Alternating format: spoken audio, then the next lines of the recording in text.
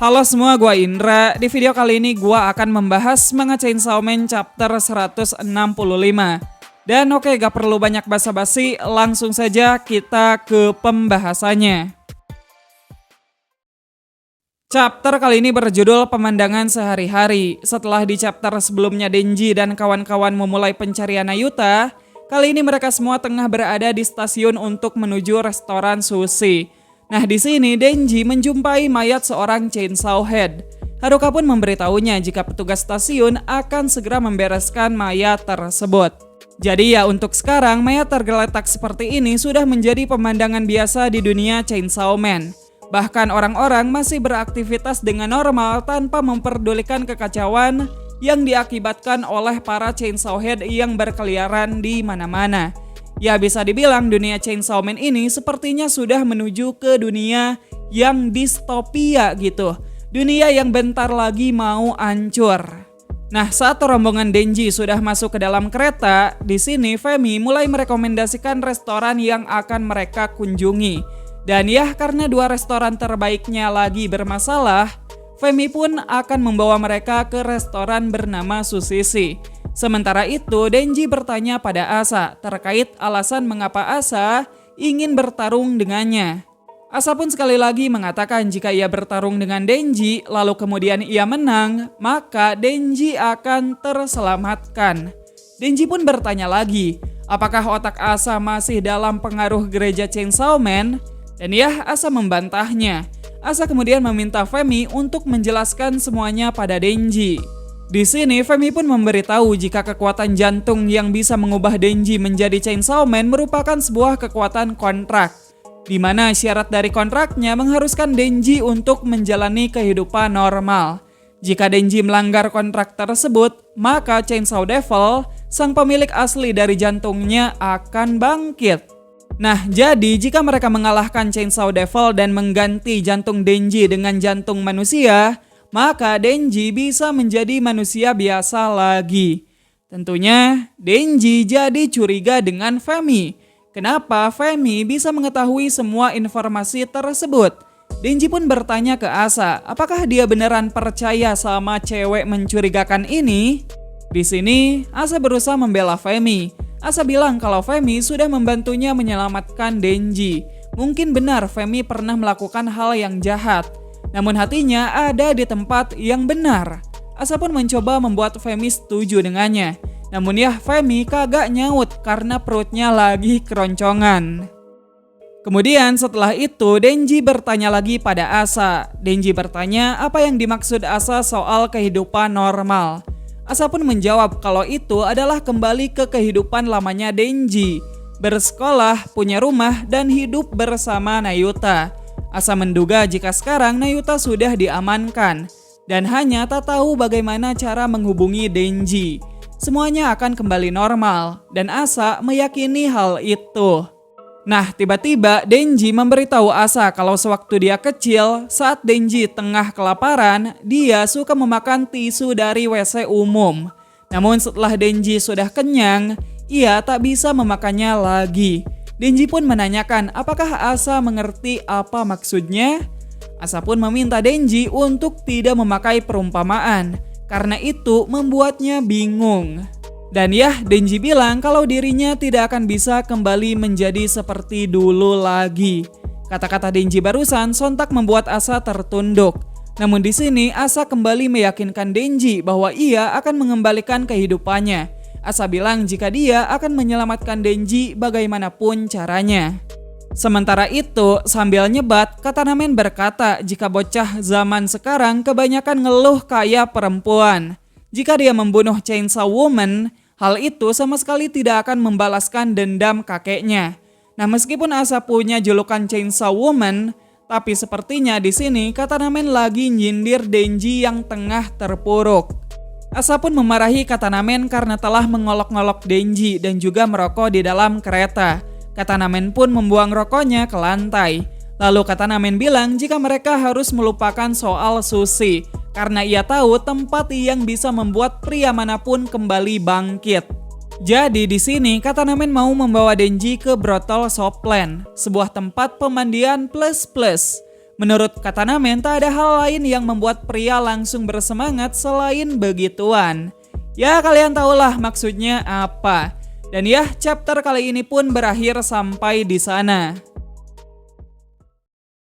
Oke, jadi itu dia Chainsaw Man chapter 165. Sebuah chapter yang cukup emosional bagi gua. Di chapter kali ini kita diberitahu kalau dunia Chainsaw Man ini benar-benar tengah menuju kiamat. Sebenarnya di chapter sebelum-sebelumnya juga sudah disinggung sih. Cuman penyampaiannya aja secara gak langsung. Jadi ya sekarang kita gak bisa berasumsi lagi kalau ramalan Nostradamus itu sebuah kebohongan. Mengingat tanda-tandanya sudah sangat jelas banget. Coba deh kalian lihat potongan panel yang satu ini. Entah mengapa pas ngeliat ini rasanya kayak nyesek aja gitu. Ketika dunia diambang kehancuran, namun orang-orang kagak peduli dan sibuk dengan urusan mereka sendiri. Relate banget dengan situasi di dunia kita sekarang. Anyway, tadi Femi secara terang-terangan membocorkan kontraknya Denji dan juga Pochita. Dia juga memberitahu kita kalau mereka berencana untuk mengganti jantungnya Denji sehingga Denji bisa kembali menjalani kehidupan normalnya.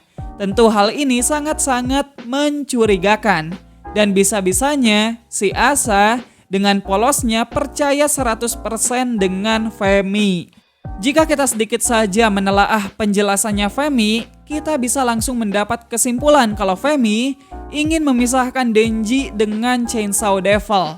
Dan ya dari sini gua punya dua asumsi terkait apa yang bisa saja terjadi setelahnya. Asumsi pertama, kemungkinan Femi ingin menjadikan Chainsaw Man sebagai pionnya seperti Falling Devil dan juga Guillotine Devil. Lalu asumsi kedua, Femi menginginkan Asa untuk mengubah Chainsaw Devil menjadi senjatanya. Dengan kombinasi kekuatan War Devil dan juga ability mematikan yang dimiliki Chainsaw Devil, sudah pasti dong senjata Chainsaw Devil ini bakal jadi senjata yang mampu memusnahkan apapun. Apalagi asumsi ini diperkuat oleh poster ofisial yang satu ini. Jika kalian masih ingat, poster awal perilisan Chainsaw Man Part 1 adalah petunjuk terbesar yang menyangkut dengan ending cerita Chainsaw Man Part 1.